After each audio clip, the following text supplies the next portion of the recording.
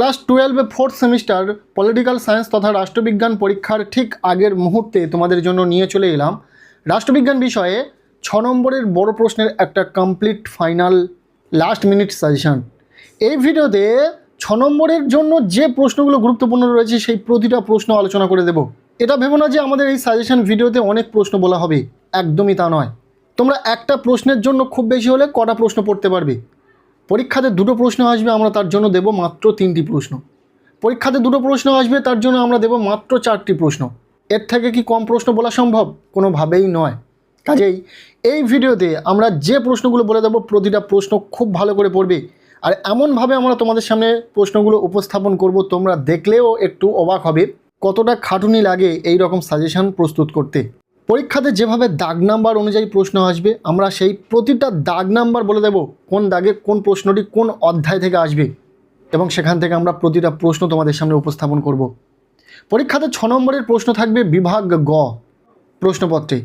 9-এর দাগ, 10-এর দাগ এবং 11-এর দাগ, এই তিনটে 6 নম্বরের প্রশ্ন আসবে। প্রতিটা প্রশ্নের একটা করে বিকল্প প্রশ্ন থাকবে, অর্থাৎ টোটাল 6টা প্রশ্ন। তোমাদেরকে 3টে প্রশ্নের উত্তর লিখতে হবে। সো 6 মার্কের জন্য যে প্রশ্নগুলো গুরুত্বপূর্ণ রয়েছে আমরা প্রতিটা প্রশ্ন দেখে নেব। প্রথম যে প্রশ্নপত্রে প্রশ্নটি আসবে বিভাগ গ 9-এর দাগের প্রশ্ন। এখানে 2টি প্রশ্ন আসবে অথবা সমেত তোমাদেরকে একটি প্রশ্নের উত্তর লিখতে হবে। আমরা তোমাদেরকে এখান থেকে মাত্র 3টি প্রশ্ন বলে দেব, তার মধ্যে থেকে তোমরা 100% কমন পাবে পরীক্ষাতে। প্রথম প্রশ্ন, আন্তর্জাতিক সম্পর্ক কাকে বলে? আন্তর্জাতিক সম্পর্ক এবং আন্তর্জাতিক রাজনীতির মধ্যে পার্থক্য উল্লেখ করো। ভীষণ গুরুত্বপূর্ণ প্রশ্ন, খুব ভালো করে পড়বে। এরপর দ্বিতীয় প্রশ্ন, উদারনীতিবাদের মূল বৈশিষ্ট্যগুলি আলোচনা করো। এর সাথে মার্ক্সবাদের মূল নীতিগুলি লেখো। ইম্পর্টেন্ট রয়েছে, পড়ে রাখবে। এরপর 3 নম্বর প্রশ্ন, আন্তর্জাতিক সম্পর্কের ক্ষেত্রে আদর্শবাদ এবং বাস্তববাদের তুলনামূলক আলোচনা করো। এই প্রশ্নটিও অত্যন্ত গুরুত্বপূর্ণ প্রশ্ন, খুব ভালো করে পড়বে। ব্যাস, এই 3টি প্রশ্ন তোমরা খুব ভালো করে পড়ো। এখান থেকে 2টি প্রশ্ন পরীক্ষাতে আসবে, তোমাদেরকে একটি প্রশ্নের উত্তর লিখতে হবে। সেটাও আমরা দাগ নাম্বার বলে দিচ্ছি। তোমাদের পরীক্ষার প্রশ্নপত্রের 9-এর দাগের প্রশ্নটি। এই 3টি প্রশ্নই তোমরা পড়বে, এছাড়াও বেশি প্রশ্ন পড়ার দরকার হবে না। এরপর আমরা চলে যাব পরবর্তী যে প্রশ্নটি প্রশ্নপত্রে থাকবে বিভাগ গ প্রশ্নপত্রের 10 নম্বর প্রশ্ন। এখানে 2টি প্রশ্ন থাকবে অথবা দিয়ে, তোমাদেরকে একটি প্রশ্নের উত্তর লিখতে হবে। এর জন্য কটা প্রশ্ন বলে দেব? মাত্র 4টি প্রশ্ন বলে দেব, যার মধ্যে থেকে 2টি প্রশ্ন আসবে, একটি প্রশ্ন তোমাদেরকে লিখতে হবে পরীক্ষাতে। 6 নম্বরের বড় প্রশ্নের জন্য যে প্রশ্নগুলো গুরুত্বপূর্ণ রয়েছে এখান থেকে দেখে নাও। প্রথম প্রশ্ন, বিশ্বায়ন কিভাবে বিশ্বের অর্থনৈতিক ও সাংস্কৃতিক ক্ষেত্রকে প্রভাবিত করেছে তা মূল্যায়ন করো। ভীষণ ইম্পর্টেন্ট প্রশ্ন, খুব ভালো করে পড়বে। এরপর দ্বিতীয় প্রশ্ন, বিশ্বায়নের প্রকৃতি আলোচনা করো। বিশ্বায়নের পক্ষে ও বিপক্ষে যুক্তিগুলি লেখো। বিশ্বায়ন নিয়ে একটি প্রশ্ন তোমার অবশ্যই পরীক্ষাতে থাকবে, কাজেই যে প্রশ্নগুলো বিশ্বায়ন নিয়ে আমরা রেখেছি এই সাজেশন ভিডিওতে প্রতিটা প্রশ্ন পড়ে নেবে। এরপর 3 নম্বর প্রশ্ন, বিশ্বায়নের সংজ্ঞা দাও। বিশ্বায়নের বিভিন্ন বৈশিষ্ট্যগুলি আলোচনা করো। ব্যাস, বিশ্বায়ন থেকে 3টি প্রশ্ন খুব ভালো করে পড়বে। আর পারলে আরেকটি প্রশ্ন দেখে রাখবে, ভারতের উপর বিশ্বায়নের অর্থনৈতিক প্রভাব আলোচনা করো। এটা তেমন গুরুত্বপূর্ণ না থাকলেও পরীক্ষাতে আসতে পারে, তাই পরপর এই 4টি প্রশ্ন তোমাদেরকে বলে দিলাম। তোমাদের পরীক্ষার প্রশ্নপত্রে 10 নম্বর প্রশ্নটি তোমার 100% কমন থাকবে। আমরা 200% শিওর যে এখান থেকেই তোমাদের সমস্ত প্রশ্ন কমন পাবে। আর শুধু তাই নয়, আমরা ইতিমধ্যে রাষ্ট্রবিজ্ঞান বিষয়ে 4 মার্কের জন্য কোন প্রশ্নগুলো গুরুত্বপূর্ণ রয়েছে, কোন প্রশ্নগুলো পড়া থাকলে তোমরা পরীক্ষাতে অবশ্যই করে প্রশ্ন কমন পাবে, সে বিষয়েও সাজেশন দিয়েছি। কাজে সেই ভিডিওটি অবশ্যই দেখে নেবে। এই 6 মার্কের প্রশ্নের সাজেশন দেখার পর অবশ্যই 4 মার্কের প্রশ্নের সাজেশন ভিডিওটি দেখে নেবে। সেখানে আমরা 4 মার্কের জন্য যে প্রশ্নগুলো সাজেস্ট করেছি সেই প্রতিটা প্রশ্ন খুব ভালো করে পড়ে নেবে। তাহলে পরীক্ষা নিয়ে আর কোনো চিন্তা করতে হবে না রাষ্ট্রবিজ্ঞান বিষয়ে। কেননা আমরা যে সাজেশন শেয়ার করছি এখান থেকেই 100% কমন পাবে। পরীক্ষা দিয়ে এসে তোমরা অবশ্যই কমেন্ট সেকশানে জানিয়ে যাবে যে তোমাদের পরীক্ষা কেমন হলো।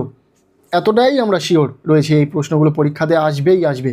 আচ্ছা, এরপর প্রশ্নপত্রে থাকবে বিভাগ গ 11 নম্বর প্রশ্ন। এখানে 2টি প্রশ্ন থাকবে অথবা দিয়ে। তোমরা জানো তোমাদের 4th সেমিস্টার পরীক্ষাতে প্রতিটা প্রশ্নের জন্য একটি করে বিকল্প প্রশ্ন থাকবে 2x সিস্টেমের মাধ্যমে। 4টি প্রশ্ন লিখতে হলে সেখানে কিন্তু 8টি প্রশ্ন পাবে পরীক্ষাতে। এতে তোমাদেরই অনেকাংশে সুবিধা হবে। একটি প্রশ্ন না পারলে তার বিকল্প আরও একটি প্রশ্ন পরীক্ষাতে থাকবে। যাই হোক, পরীক্ষাতে 11 নম্বর দাগে যে প্রশ্নটি থাকবে বা 11 নম্বর যে প্রশ্নটি, সেখানে দুটো প্রশ্ন থাকছে। একটি প্রশ্নের উত্তর লিখতে হবে। আমরা তোমাদেরকে মাত্র 5টি প্রশ্ন গুরুত্ব সহকারে পড়ে রাখতে বলবো। যারা 5টি প্রশ্ন পড়তে পারবে না তাদের জন্য মাত্র 3টি গুরুত্বপূর্ণ প্রশ্ন বলে দেব। দেখে নাও কী কী।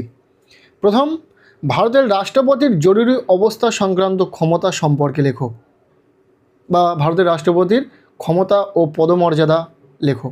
এই প্রশ্নটি কিন্তু পরীক্ষাতে আসার সম্ভাবনা অনেকাংশে রয়েছে, খুব ভালো করে পড়বে। এরপর রয়েছে দ্বিতীয় প্রশ্ন। দ্বিতীয় প্রশ্নটি হলো, প্রধানমন্ত্রীর ক্ষমতা ও কার্যাবলী আলোচনা করো। ভীষণ ইম্পর্টেন্ট, পরীক্ষার জন্য খুব ভালো করে পড়বে।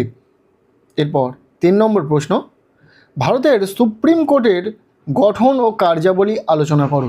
এই প্রশ্নটিও ভীষণ ইম্পর্টেন্ট, খুব ভালো করে পড়বে।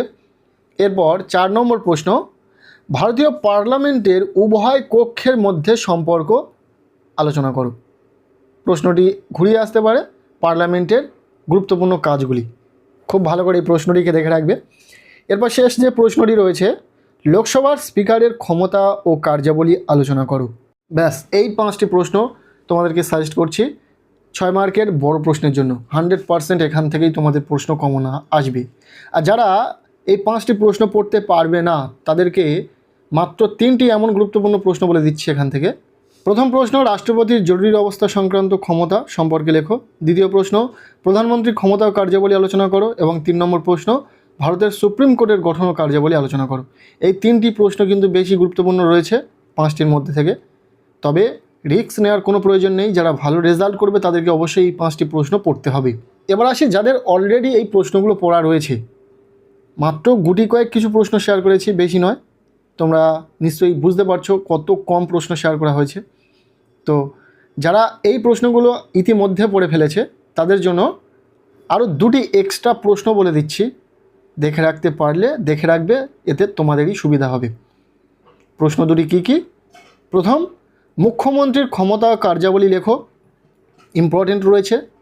আর দ্বিতীয়, ক্রেতা সুরক্ষা আইনের উদ্দেশ্যগুলি লেখো, এই আইনের গুরুত্বগুলি কী কী।